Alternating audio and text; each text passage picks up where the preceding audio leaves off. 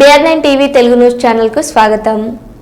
ఆంధ్ర ఒడిశా సరిహద్దుల్లో అంతర్రాష్ట్ర ఉమ్మడి దాడులు రెండవ రోజు కొనసాగుతున్నాయి. పండుగల నేపథ్యంలో 24 గంటల బోర్డర్ పెట్రోలింగ్, వాహన తనిఖీలు చేపట్టారు.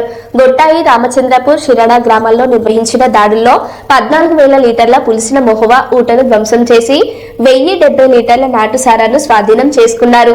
అక్రమ మద్యం రవాణాపై కఠిన చర్యలు కొనసాగుతాయని అధికారులు హెచ్చరించారు.